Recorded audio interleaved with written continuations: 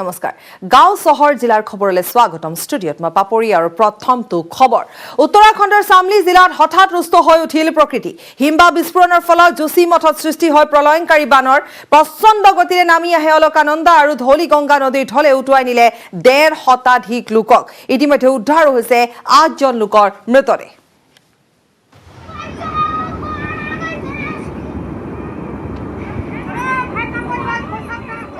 উত্তৰাখণ্ডত প্ৰলয় ভয়ংকৰ বানত সন্ধানহীন ১৫০ৰো অধিক লোক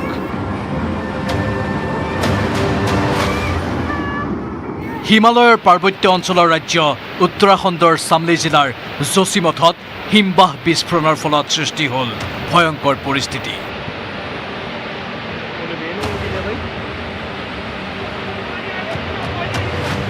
প্ৰচণ্ড গতিৰে নামি আহে অলকানন্দা আৰু ধলিগংগা নদীৰ ঢল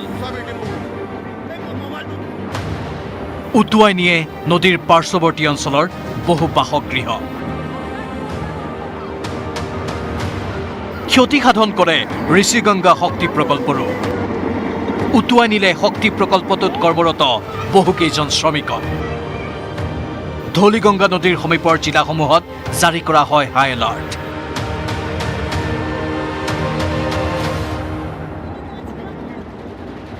হিমবাহে সৃষ্টি কৰা ভয়ংকৰ পৰিস্থিতিৰ পিছতেই অঞ্চলটোত আৰম্ভ হয় উদ্ধাৰ অভিযান SDRF NDRFৰ দলে চলায় উদ্ধাৰ অভিযান কেইবাটাও সেনাৰ দলে অঞ্চলটোত হেলিকপ্টাৰেৰে চলায় উদ্ধাৰ অভিযান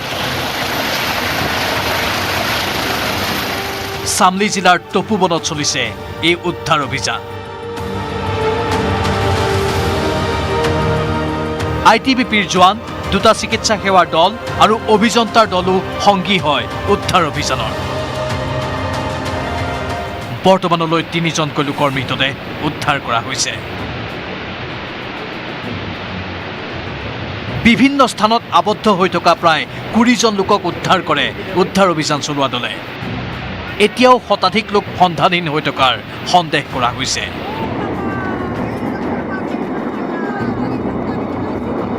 উদ্ধাৰ অভিযানৰ বাবে দিল্লীৰ পৰা NDRF বাহিনীৰ অধিক জোৱান প্ৰেৰণ কৰা হৈছে উত্তৰাখণ্ডলৈ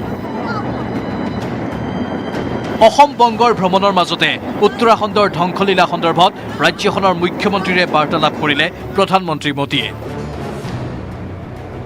প্ৰধানমন্ত্ৰীগৰাকীৰ মন্তব্য উত্তৰাখণ্ডৰ সৈতে আছে সমগ্ৰ দেশ একে সময়তে কেন্দ্ৰীয় গৃহমন্ত্ৰী অমিত শ্বাহে সংবাদ মাধ্যমক জনালে প্ৰকৃতিৰ এই ধ্বংসলীলা সম্পূৰ্ণৰূপে নিৰীক্ষণ কৰা হৈছে জোচিমঠৰ সংহাৰে পুনৰ যেন দেখুৱাই গ'ল প্ৰকৃতিৰ অমোঘ শক্তি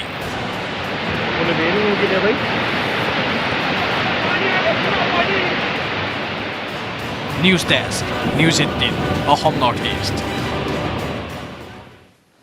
আৰু ইফালে উত্তৰাখণ্ডত জলপ্ৰলয়ৰ ঘটনাত অসমৰ 2জন যুৱক সন্ধানহীন কামপুৰ উত্তৰ সংসকীৰ একে ঘৰৰে 2 যুৱক সন্ধানহীন উত্তৰাখণ্ডত কৰ্মৰত অৱস্থাত আছিল অমৰজ্যোতি দাস আৰু কমল দাস পৰিয়ালৰ লোকক ফোন যোগে জনোৱাৰ পাছত কান্দুনৰ ৰুল যুৱক 2জনৰ বাসগৃহত জলপ্ৰলয়ে পলকতে জীৱনতে উটুৱাই নিলে প্ৰায় 150ৰো অধিক লোকক গ্লেচিয়াৰ বিস্ফোৰণৰ ফলত চামলি জিলাত ভয়ংকৰ পৰিৱেশৰ সৃষ্টি হৈছে ইতিমধ্যে আমি জনাই গৈছো দৃশ্য আমি দেখুৱাইছো কেনে এক পৰিৱেশ পৰিস্থিতিৰ সৃষ্টি হৈছে উত্তৰাখণ্ডত জলপ্ৰলয় আৰু এই জলপ্ৰলয়ৰ ঘটনাত অসমৰ 2জন যুৱক সন্ধানহীন হৈ আছে বুলি জানিব পৰা গৈছে কামপুৰ উত্তৰ সংসকীৰ একে ঘৰৰে 2 যুৱক বৰ্তমান সন্ধানহীন উত্তৰাখণ্ডত কৰ্মৰত অৱস্থাত আছিল অমৰজ্যোতি দাস আৰু কমল দাস পৰিয়ালৰ লোকক ফোন যোগে জনোৱাৰ পাছত কান্দুনৰ ৰুল উঠিছে এতিয়া যুৱক 2জনৰ বাসগৃহত জলপ্ৰলয়ে পলকতে জীৱনতে উটুৱাই নিছে 150ৰো অধিক লোকক গ্লেচিয়াৰ বিস্ফোৰণৰ ফলত চামলি জিলাত ভয়ংকৰ পৰিৱেশৰ সৃষ্টি হৈছে আৰু তাৰ মাজতে 2জনকৈ অসমৰ যুৱক বৰ্তমান নিৰুদ্দেশ হৈ আছে ঘৰলৈ ফোন কৰাৰ পাছতে ঘৰৰ লোক বৰ্তমান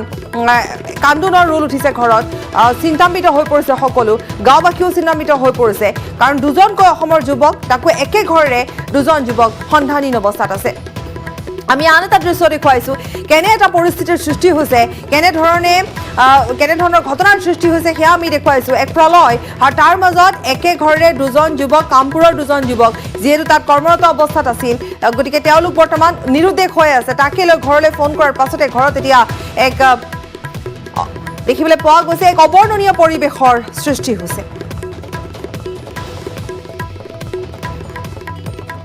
উত্তৰাখণ্ডৰ ঘটনা কৰ্মৰত অৱস্থাত সন্ধানহীন হৈ আছে অসমৰ নগাঁও জিলাৰ উত্তৰ চাংচুৰি গাঁৱৰ বিধৱা মাক যিহেতু গতিকে তেওঁৰ দুটাকৈ সন্তান এটা 28 বছৰ হৈছে তেওঁৰ নাম কমল দাস আৰু দ্বিতীয়জন হৈছে অমৰজ্যোতি দাস তেওঁ হৈছে 19 বছৰ চৰকাৰৰ ওচৰত অনুৰোধ জনাইছোঁ যাতে এই গৃহস্থী দুখীয়া গৃহস্থী হওক সেই সন্ধানহীন পুত্ৰ দুটাক যাতে ঘূৰাই দিব পাৰে মহাজোঁটত থাকিও AIDF প্ৰধান বদৰুদ্দিনৰ ওলোটা ঘৰ আজমেলৰ ঘোষণা কংগ্ৰেছৰ সমষ্টিত আমিও প্ৰাৰ্থী দিম 15 বছৰে কংগ্ৰেছৰ দখল থকা সমষ্টিত AIDFৰ চকু কংগ্ৰেছ বিধায়ক ইলিয়াছ আলী মুৰ্দাবাদ ধ্বনি দিছে আজমলে দলগাঁৱত AIDFে দিব প্ৰাৰ্থীত্ব মিত্ৰজোঁটে নামানিলে বহু সমষ্টিতে দিয়া হ'ব প্ৰাৰ্থী লগতে আজমলে ক'লে আমাৰ চৰকাৰ হলে দলগাঁৱত NRCত নাম নহা 65,000ৰ নাম NRCত সোমোৱা হ'ব কি কৈছিল আজমলে আমি আগবঢ়াম আমি তো চেষ্টা কৰিম আমাৰ মুজিবৰ মানে পাব লাগে ইসকলে চেষ্টা কৰিব ইতিহাস পাব লাগে যদি আমি এটা বুজাবুজি যোৱাৰ চেষ্টা কৰিম যদি নহয় ultimately we are ready to fight আমাৰ মানুহে কৈ দিছে বলে আমি লড়িম কি হল কোনো অসুবিধা তো নাই মিত্ৰতা ফ্ৰেন্ডলি যে আৰু 2-4টা হ'ব পাৰে বেছি নহ'ব হলে মুজিবৰ মানে এবাৰ জিকিব সেইটো ইনশাআল্লাহ খাটাম বিধানসভা নিৰ্বাচনৰ প্ৰাক্ষণত সঘনাই অসমলৈ আহিছে প্ৰধানমন্ত্ৰী নৰেন্দ্ৰ মোদী এবাৰ ঢেকিয়াজুলিত বিশাল জনসভাত 42ৰ শ্বহীদক পৰি নিৰ্বাচনী ৰণদংকা বজালে প্ৰধানমন্ত্ৰীগৰাকীয়ে অসমীয়াত উদ্দাত্ত ভাষণ আৰম্ভ কৰি বিৰোধীৰ খুৰধাৰ সমালোচনা কৰে প্ৰধানমন্ত্ৰী নৰেন্দ্ৰ মোদীয়ে মই অসমৰ জনতাৰ চৰণত প্ৰণাম জনাইছো বিশাল জনসভাক উদ্দেশ্যি মোদীৰ সম্বোধন मोर भाई बहन साहब तहनी देर की खबर भाले तो खुलुम्बाई कौनथा मोन्हा माबरे दे असम के लोगों का स्नेह और आपका प्रेम इतना गहरा है कि वो मुझे बार बार असम ले आता है अब एक बार फिर मैं आप सबको प्रणाम करने आया हूं आप सबके दर्शन करने के लिए आया हूं ঢেকিয়াজুলিত প্ৰধানমন্ত্ৰী মোদী হৰিলে 42ৰ শ্বহীদক ये वही धरती है जहां रुद्रपद मंदिर के पास असम का सदियों पुराना इतिहास हमारे सामने आया था ये वही धरती है जहां असम के लोगों ने आक्रमणकारियों को हराया था अपनी एकता अपनी शक्ति अपने शौर्य का परिचय दिया था 1942 में इसी धरती पर असम के स्वाधीनता सेनानियों ने देश की आजादी के लिए तिरंगे के सम्मान के लिए अपना बलिदान दिया था গালে সুধাকণ্ঠৰ গীতৰ কলি আওৰালে জ্যোতিপ্ৰসাদ আগৰৱালাৰ কবিতাৰ পংক্তি हमारे इन्हीं शहीदों के पराक्रम पर भूपेन हजारिका जी कहते थे भारत भारत ही है आज जागृत है प्रति रक्त बिंदु ते हहत शहीदर हाहत प्रतिज्ञा वो उज्जवल है यानी आज भारत के शेर जाग रहे हैं কলে মোৰ মনটো অসমীয়া গৌৰৱেৰে ভৰি পৰিছে शहीदों के शौर्य की साक्षी सोनितपुर की ये धरती असम का ये अतीत बार बार मेरे मन को असमिया गौरव से भर रहे हैं ঢেকিয়াজুলিত ভাষণ আৰম্ভ কৰিয়েই শোণিতপুৰৰ চাহৰ জগজ্জা গুণগৰিমা বখানী মোদীয়ে ক'লে অসমৰ গৌৰৱেই চাহক লৈও এতিয়া একাংশই চক্ৰান্ত কৰে বদনাম কৰে ৰাজনীতি কৰে आज देश को बदनाम करने के लिए साजिश रचने वाले इस स्तर तक पहुंच गए हैं कि भारत की चाय को भी नहीं छोड़ रहे। आपने खबरों में सुना होगा, ये साजिश करने वाले कह रहे हैं कि भारत की चाय की छवि को बदनाम करना है, कि विदेश में बैठी कुछ ताकतें चाय के साथ भारत की जो पहचान जुड़ी है उस पर हमला करने की फिराक में है। क्या आपको ये हमला मंजूर है? आपको ये हमला मंजूर है?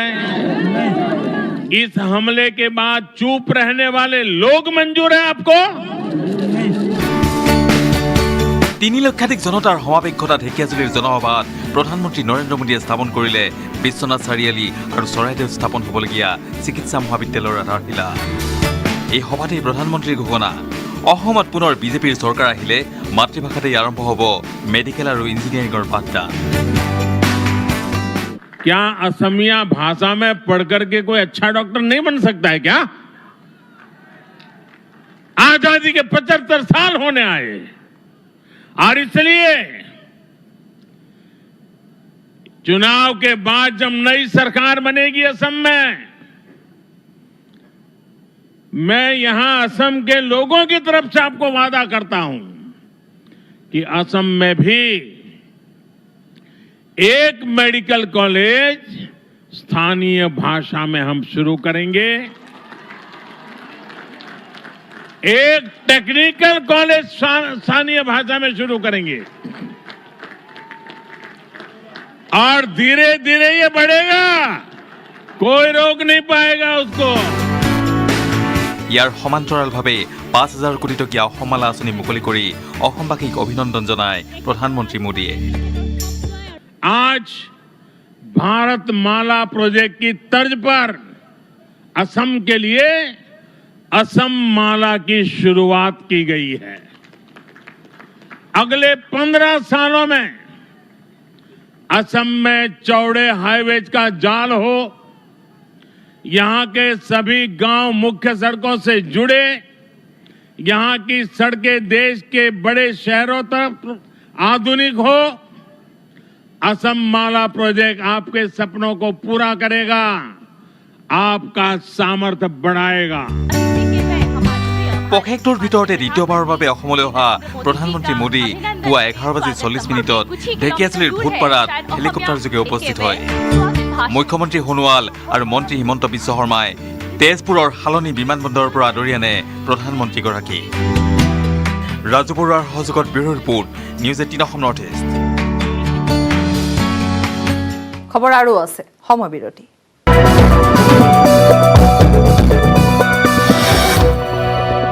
পাছত নিৰ্বাচনৰ বাবে সাজু বিৰোধী কংগ্ৰেছ আৰু এআইডিএফ দল। কংগ্ৰেছে ইতিমধ্যে আৰম্ভ কৰিছে প্ৰাৰ্থিত্বৰ বাবে আবেদন প্ৰক্ৰিয়া।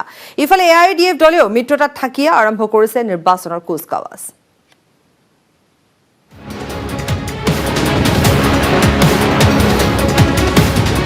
সন্মুখত অসম বিধানসভা নিৰ্বাচন।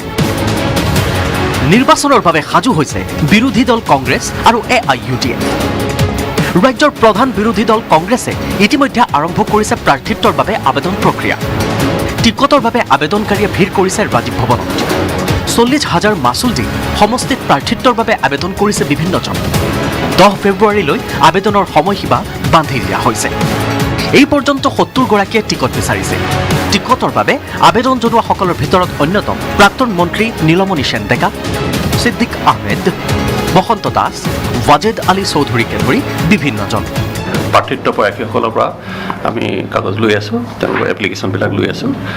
আৰু এপ্লিকেশ্যনৰ যিটো আমাৰ নিয়ম, যিসকল জেনেৰেল কেণ্ডিডেট তেখেতসকলে 40,000 টকাৰ ড্ৰাফ্ট, বেংক ড্ৰাফ্ট আমাৰ লগত দিব লাগিব। এইগৰাকী হ'ল হাইলাকান্দি সমষ্টিৰ এআইইউডিএফৰ বিধায়ক আনোৱাৰ হুছেইন লস্কৰ। হাইলাকান্দি সদৰ সমষ্টিৰ পৰা পুনৰবাৰ নিৰ্বাচন খেলিবলৈ সাজু হোৱা আনোৱাৰ হুছেইন লস্কৰৰ দাবী, বিৰোধী মহাজোঁটে বৰাকত 12+ আসন লাভ কৰিব। গঠবন্ধন যিটো হৈছে, গঠবন্ধন বিৰাট ভাল ৰিজাল্ট আহিব। ৰিজাল্টটো ভাল হ'ব, তাতে কোনো প্ৰশ্নই নাহে। কিমানমান আশা কৰিছে? আমি 12+ আশা কৰিছোঁ গঠবন্ধন মিলি। যিকোনো মুহূৰ্তত নিৰ্বাচনৰ বাবে অধিসূচনা জাৰি কৰিব। সেই নিৰ্বাচনৰ বাবে ক্ৰমাৎ উষ্ণ বতাহ বলিছে ৰাজ্যৰ ৰাজনীতিত। Bipul Barman report, news 18 Assam north east. প্ৰধানমন্ত্ৰীৰ আগমনৰ লগে লগে উখল মাখল হৈ পৰিল ঢেকীয়াজুলি। প্ৰধানমন্ত্ৰী মোদীক ওচৰতে পাই জনসভাৰ মাজতে গীতেৰে আমোদ দিলে এগৰাকী বৃদ্ধাই। নিজৰ কথাৰে এগৰাকী বৃদ্ধাই গালে হিন্দী চিনেমাৰ জনপ্ৰিয় গীত। এই প্ৰতিবেদন আগবঢ়াই বাতৰিৰ পৰা বিদায় লৈছো। নমস্কাৰ। মোদী সরকার আসবে রে ঢেকিয়াজুলিতে মোদীময় ঢেকীয়াজুলি।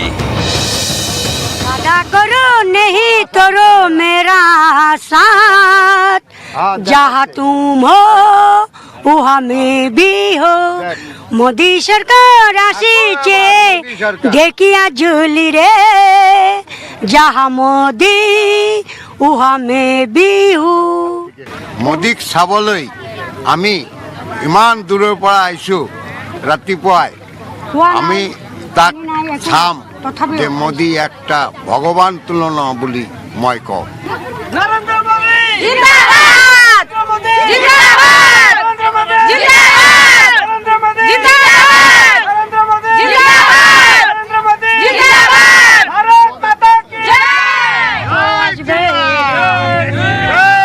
মোদী সরকারের রে আমি ভালোবাসি রে মোদী সরকার আসবে রে ঢেকিয়াজুলিতে রে মোদী জিন্দা আছে রে আমি জিন্দা আছি রে মোদীর কাছে আমি রে একটা ঘর চাই রে আমি ভুটিয়ালির গাঁও থেকে এসেছি রে আমার রেশন কার্ড নাই রে আমার রেশন কার্ড বানাইয়া দাও রে মোদি যদি আমারে খাওয়া দিচ্ছে যখন রে ঘরও দিবে আমারে মোদি জিন্দাবাদ রে মোদী সমৰ্থকৰ হুংকাৰ, আকৌ আহিব মোদী চৰকাৰ। দেশটো ঠান্ডা কৰিছে, দেশটো শান্তি দিছে, দেশটো শান্তি দিছে মোদী সৰকাৰ। আকৌ একবাৰ মোদী সৰকাৰ। Bureau report, news 18 Assam north east.